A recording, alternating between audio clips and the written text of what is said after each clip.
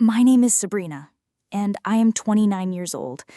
For the past 5 years, my husband, Ethan, and I have poured every cent we had and every ounce of our energy into caring for my father, who was battling early onset Alzheimer's. We moved him into our small home, retrofitting it for his needs, while my younger sister, Vanessa, lived her best life in another city, her support limited to brief, pity-filled phone calls. The day our father passed away, I was heartbroken, but also relieved, thinking the hardest part was over. I was wrong. At the reading of the will, I discovered that my father, in his confused state, had left the entirety of his multi-million-dollar estate to Vanessa, with a cruel clause stating I had already received my share through my caregiving. My sister's eyes filled with crocodile tears as she promised to do the right thing.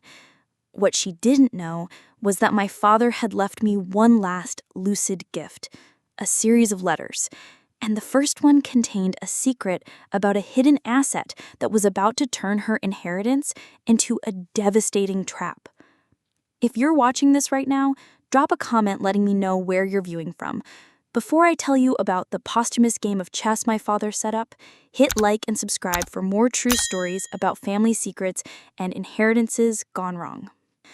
Before my father's illness consumed our lives, we were a normal family.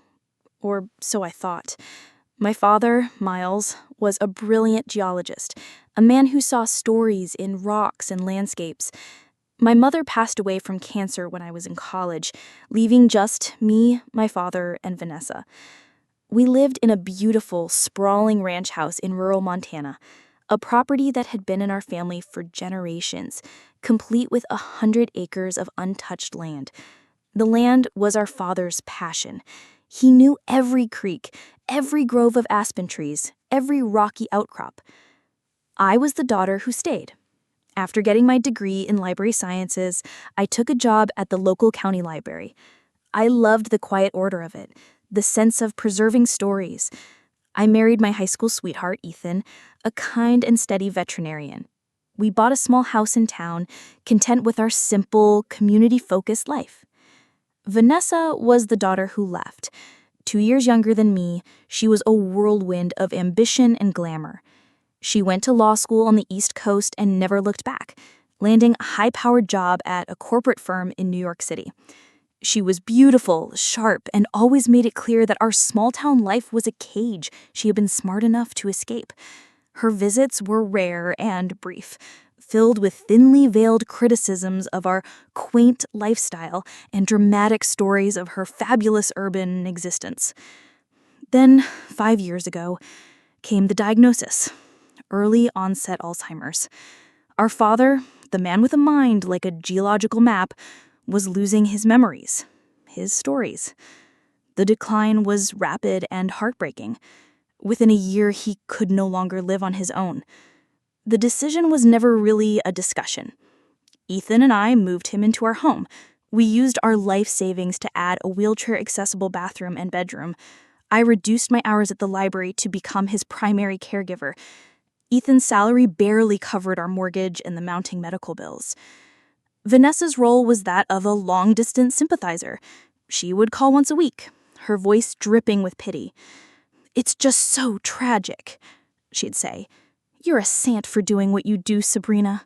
I just don't know how you manage." Her sympathy never came with an offer to help, financially or physically. When I once tentatively asked if she could contribute to the cost of a specialized caregiver for a few hours a week, she sighed dramatically. "I'm just so swamped, you know? And my student loans are astronomical. I'm barely scraping by." This from a woman I knew was making a 6-figure salary and had just posted photos from a ski trip in Aspen. The caregiving was relentless. It was a 24/7 job of gentle reminders, of helping him with the most basic tasks, of calming his confusion and fear. Ethan was my rock, a partner in the truest sense of the word. He would come home from his long, demanding days of the clinic and take over, allowing me a few precious hours to myself. But the strain was immense. We sacrificed everything, our savings, our social life, our dream of starting a family. In his more lucid moments, my father was racked with guilt. He said, "I'm a burden to you," he whispered, his eyes filled with a clarity that was almost more painful than the confusion. "Never," I'd say, squeezing his hand. "It's a privilege to care for you, Dad." And I meant it, but it was a privilege that was costing us everything. The end came peacefully. He passed away in his sleep in the room that we had built for him, with Ethan and I by his side. The grief was immense, but it was tangled with a profound sense of relief. The struggle was over, for him and for us. Vanessa flew in for the funeral, playing the part of the grieving daughter to perfection. She delivered a flawless eulogy, filled with eloquent memories from a childhood she had long since abandoned. After the service, she pulled me aside, her eyes shimmering with unshed tears. "Now that Dad's gone, don't you worry about a thing," she said, patting my arm. "I know how much you've struggled. I'm going to make sure you and Ethan are taken care of. We're in this together." For a moment, I allowed myself to believe her. I thought that maybe our father's death would be the thing that finally brought us back together. I was a fool. The reading of the will took place a week later at the office of my father's lawyer, a man named Mr. Peterson, who had handled our family's affairs for 40 years. Ethan, Vanessa, and I sat in his stuffy, wood-paneled office. I expected it to be a simple affair. The ranch and the land were the only real assets, and I assumed they would be split evenly between us, as my father had always promised. Mr. Peterson, his face etched with a look of deep discomfort, cleared his throat and began to read. The legal language was dense, but the core of it was brutally simple. "To my beloved daughter Vanessa, I leave my entire estate, including the family ranch, the surrounding 100 acres of land, and all financial assets." The room went silent. I felt the blood drain from my face. I looked at Vanessa, who had placed a hand over her mouth in a gesture of what looked like theatrical shock. "What?" I managed to say. "But that's not possible. Dad always said—" "There's more," Mr. Peterson said, his eyes full of pity as he looked at me. He continued reading from the will. "To my daughter, Sabrina, I leave my love and my gratitude. She has been a devoted caregiver in my final years. I have calculated the cost of her care, including her lost wages and the expenses she and her husband incurred, and consider this her early inheritance. Therefore, I leave her no further share in my estate so as not to unfairly diminish the portion left to her sister, Vanessa." The cruelty of the words, written in the cold, formal language of a legal document, took my breath away. My 5 years of sacrifice, of love, of back-breaking work, it had been reframed as a transaction, a debt that had been paid. I had been compensated for my love, and therefore I deserved nothing more? "I can't believe this," Ethan said, his arm tightening around me. "Miles would never have done this, not in his right mind." "The will was updated 6 months ago," said Mr. Peterson quietly. He was not always lucid at that point. I advised him against this change, but he was insistent. I believe he was under some external influence. His gaze flickered towards Vanessa. My sister, for her part, had recovered from her shock and was now weeping into a handkerchief. "I had no idea," she sobbed. "I don't understand why he would do this. It's not fair to you, Sabrina." She rushed to my side, enveloping me in a hug that felt cold and suffocating. "Don't worry," she whispered into my ear. "I'll make it right. We're sisters. I'll take care of you. Just let me handle the legalities and then we'll split it fairly, I promise. Her promise felt as empty as her tears, but I was too stunned, too hurt to argue. We left the lawyer's office in a daze. That evening, as Ethan and I were trying to process the day's events, the phone rang. It was Mr. Peterson. "There is something else, Sabrina," he said, his voice low. "Your father came to see me about a year ago, alone. He was having a rare good day, a moment of complete clarity. He knew his mind was failing him, and he was afraid. He was afraid of what he might do, and he was afraid of your sister's influence over him." "What do you mean?" I asked, my heart beginning to pound. "He left a package for you, with me, a small, locked box. His instructions were very specific. I was to give it to you only after the will was read, and I was to tell you that this was his real will, the one from his heart, not the one from his illness. He had me promise to tell no one about this box, not even your husband. At least, not yet. He said it was a game of chess, and you had to be the one to make the moves." The next day, I drove to Mr. Peterson's office alone. He handed me a small, heavy rosewood box with an old-fashioned lock. "The key is taped to the bottom," he said. He also said to tell you, "The magpie knows the way." It was a strange, cryptic message, a phrase my father used to use when we were children, a clue in one of the treasure hunts he would create for us around the ranch. Back in my car, I opened the box. Inside was not a new will, but a series of 5 thick, sealed envelopes, each numbered. And on top, a handwritten letter in my father's strong, familiar script, the handwriting of the man he was before the illness stole him. "My dearest Sabrina," it began. "If you are reading this, then my worst fears have come true. The disease has twisted my mind, and your sister has used that to her advantage. I am so sorry for the pain the official will have caused you. Please know, in my heart, I never meant it. That document is a monument to my illness, not my love for you. These letters are my true legacy. They are a map, a way to undo the damage and to give you what you truly deserve. Each letter contains a secret and a task. Open them in order and only when the previous task is complete. Do not share them with anyone until the end.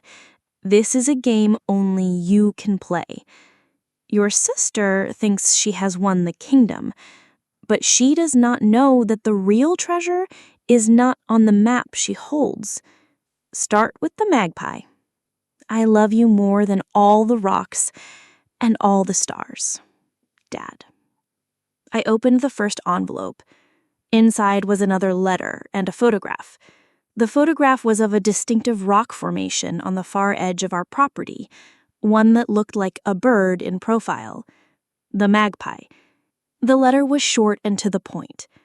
Vanessa was always so focused on the house and the obvious value of the land, she never bothered to learn the land itself.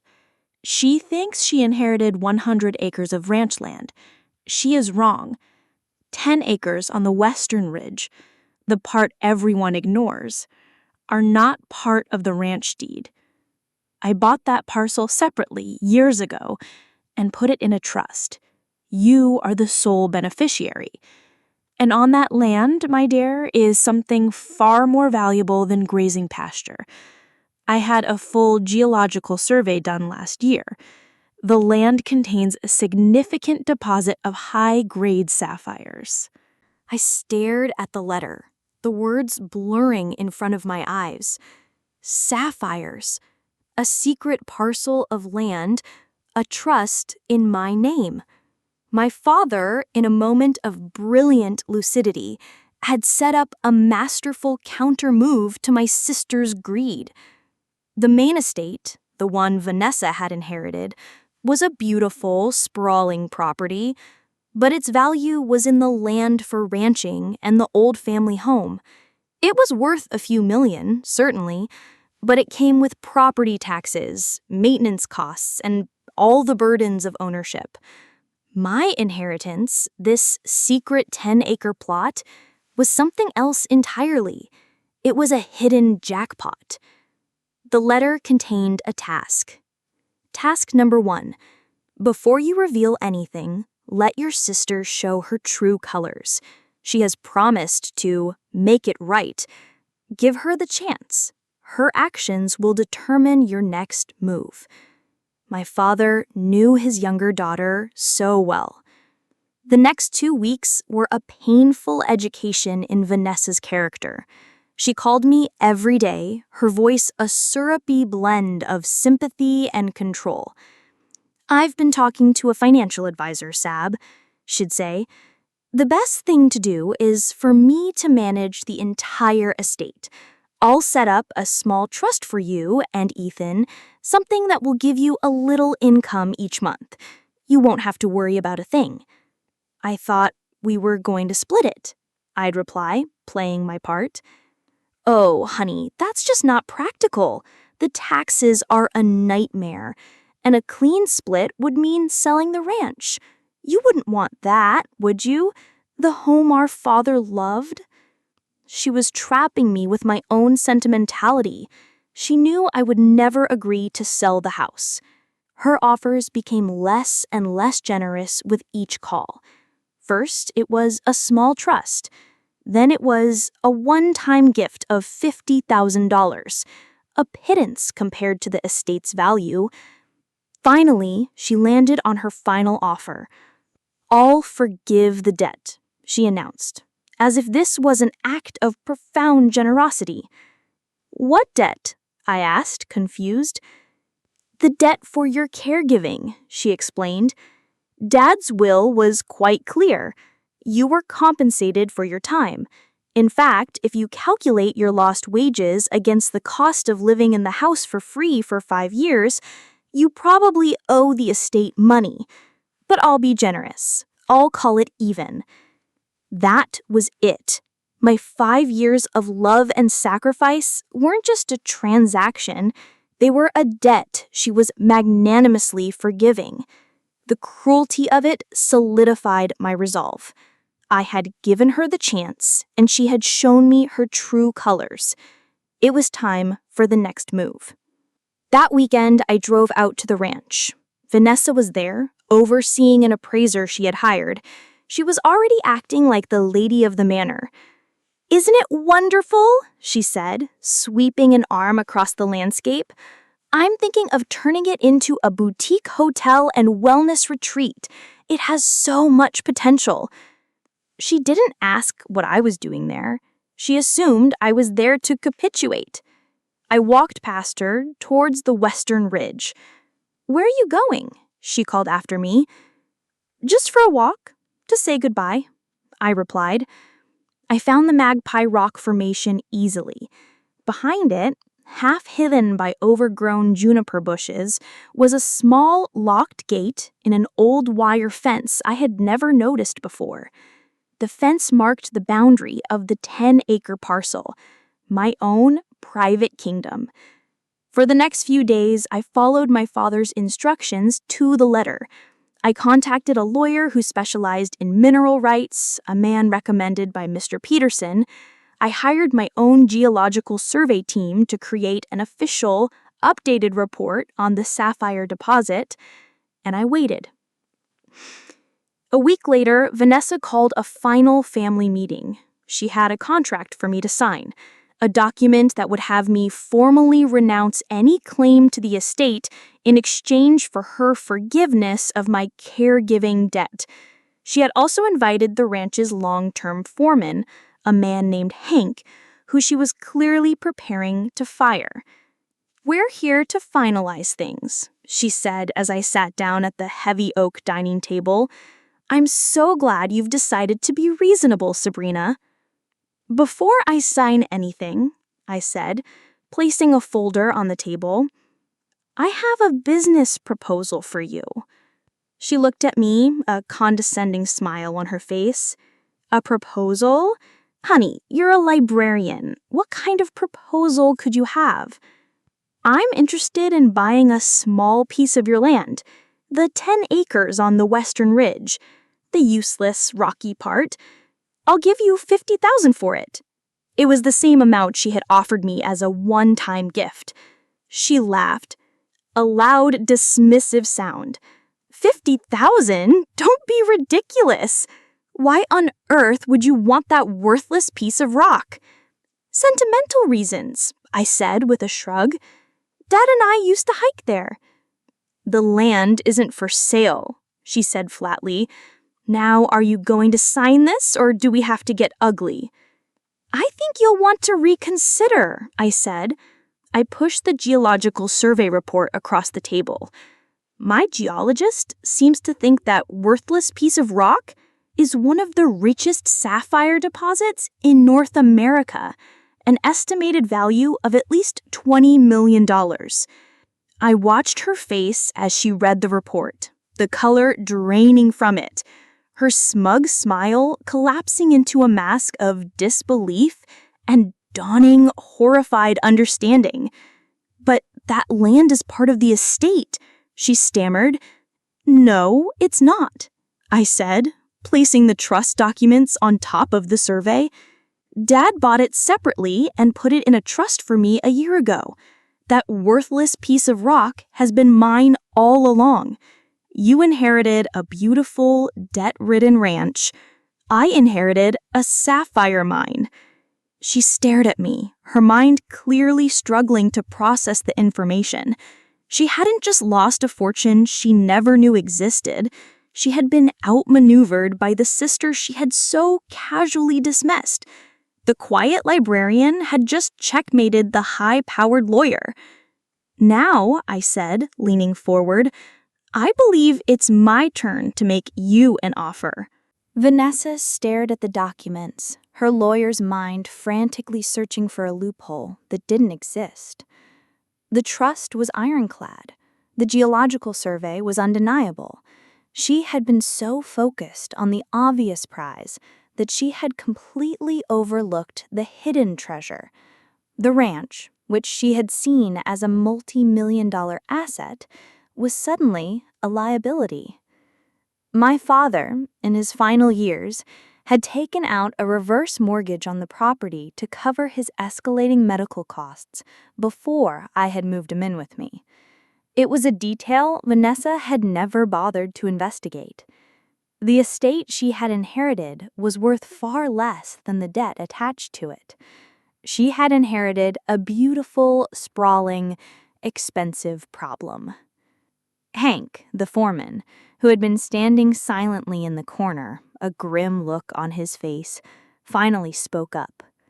"Your father always said the real value of this place wasn't in the land, but in its character," he said, looking at me with a knowing smile. "Guess he meant that more literally than any of us knew." Vanessa shot him a venomous look. "You're fired," she snapped. "You can't fire him," I said calmly. "Why not? I own this ranch," she shouted, her composure shattering. "For now," I replied. "But that reverse mortgage is coming due. And from my calculations, the estate's liquid assets won't even cover the first payment. You'll have to sell, and when you do, I'll be the one buying." I turned to Hank. "Don't worry, Hank. You'll have your job back in a few months." The look of utter defeat on my sister's face was something I would never forget. She had spent her entire life believing she was the smarter, more successful, more deserving sister. In one afternoon, that entire worldview had been demolished. Now it was time to open the second letter. I did so that night, back in the quiet of my own home. Task number 2, it read. Now you have the power. You can use it to crush her, as she would have done to you, or you can use it to teach her a lesson she desperately needs to learn. The choice is yours. But remember, Sabrina, true strength is not in the power to destroy, but in the wisdom to rebuild. The foreman's house on the ranch is on a separate deed. It was never mortgaged. Give her that one small, unconditional gift. Let's see what she does with it. It was the last thing I wanted to do. My anger was a hot, burning thing in my chest. I wanted her to suffer, to feel the same desperation and helplessness she had inflicted on me. But my father's words, his appeal to my better nature, echoed in my mind. 2 months later, as predicted, the bank foreclosed on the ranch. I bought it at auction for a fraction of its market value, using a small loan secured against the value of the sapphire deposit. My first act as the new owner was to rehire Hank and the rest of the ranch hands who Vanessa had fired. My second act was much harder. I drove to the shabby motel where Vanessa had been living since losing the house. I found her packing her things, a grim resignation on her face. She had lost her job after the news of her disinheritance and subsequent financial collapse had made its way back to her firm. Apparently, they had a dim view of lawyers who couldn't manage their own affairs. "What do you want?" she asked, not looking at me. "To make you an offer," I said. I placed a key on the dresser. "The foreman's house. It's yours. No strings attached." She stared at the key as if it were a scorpion. "Why?" she whispered. "Is this some kind of sick joke? To live as my employee on my own land?" "No," I said. "It's to give you a place to land. It's what Dad would have wanted. What you do with it is up to you." I laughed without waiting for a response. My father's lesson was a difficult one. He was asking me to show grace to someone who had shown me none. I wasn't sure I was capable of it, but I had completed the task. The ball was in her court now. For months, I heard nothing. I poured my energy into managing my new, unexpected assets. I hired a reputable mining company to begin the slow, careful process of extracting the sapphires. I worked with Hank to restore the ranch, not as a boutique hotel, but as a working cattle ranch, just as it had been when my father was a boy.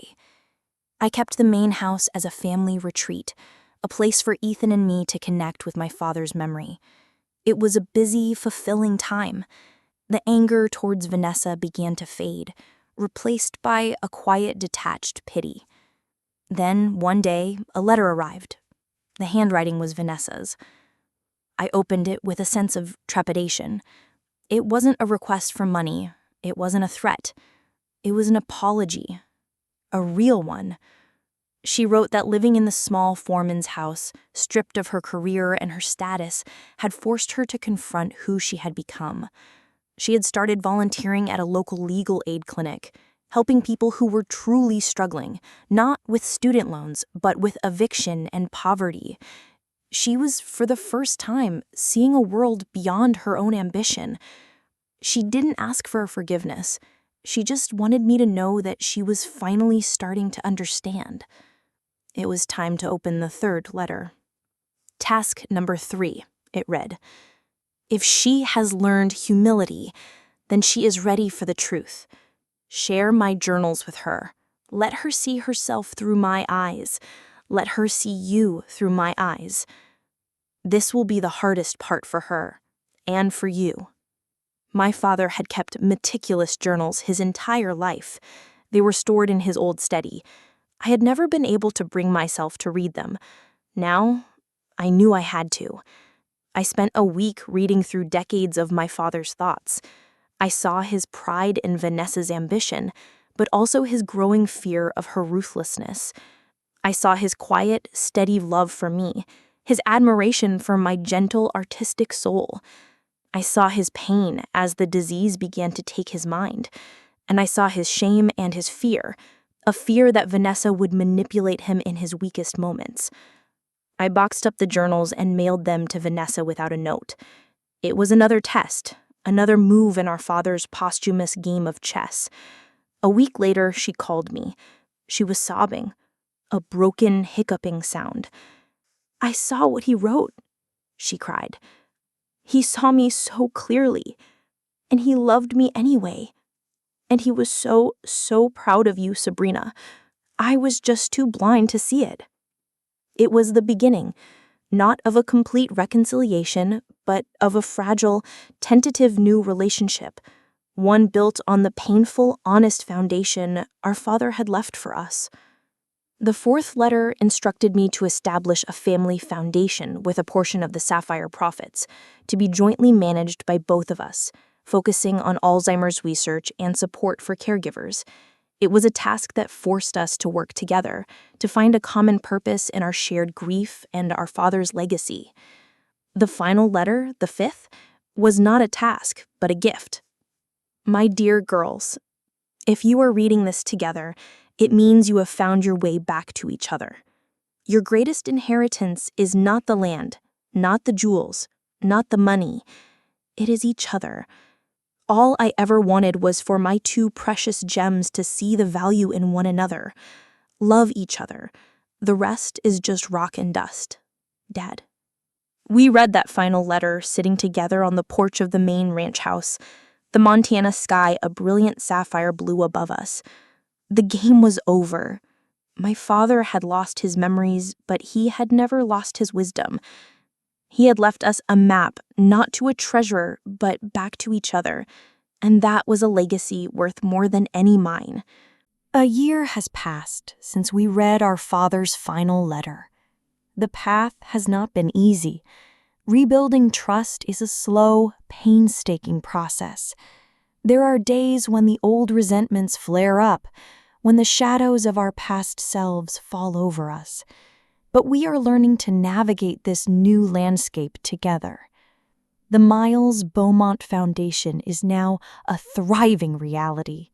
Vanessa, with her sharp legal mind and newfound humility, has proven to be an exceptional administrator. I handle the community outreach, connecting with families who are walking the same difficult path we did. Our work has given us a shared purpose that transcends our complicated history. We are not just sisters. We are partners in honoring our father's memory. Vanessa has not returned to corporate law. She has found a new passion, a new calling in her pro bono work at the legal aid clinic. She lives simply in the small foreman's house that she has slowly turned into a home. The arrogance is gone, replaced by a quiet strength and a deep, empathetic understanding of human struggle. The Sapphire Mine, managed by a professional and ethical company, provides a steady, immense resource for our foundation and secures our family's future for generations to come. But we both know that the gems in the ground are the least valuable part of our inheritance. Sometimes when we're working together at the foundation, I'll catch a glimpse of the sister I had when we were children, before the world and our own choices built a wall between us. And I see a future for us, one that our father dreamed of. It won't be perfect. It will be marked by the scars of our past. But it will be real. It will be ours. My father's final gift wasn't just a series of secrets and tasks. It was a lesson in the complex, frustrating, and ultimately redemptive power of family. He taught me that inheritance isn't what you are given, it's what you choose to do with it. He taught me that sometimes you have to tear everything down to the foundation to build something that is honest and true. And he taught me that the greatest treasures are often hidden, waiting for you to find the right key and the courage to open the lock. Have you ever had to find your way back to a family member after a deep betrayal? What does the word inheritance truly mean to you? I would love to hear your thoughts in the comments below. If this story touched your heart, please hit like and subscribe for more real-life stories about the enduring power of family. Remember that it's never too late to rewrite your family's story. Thank you for listening.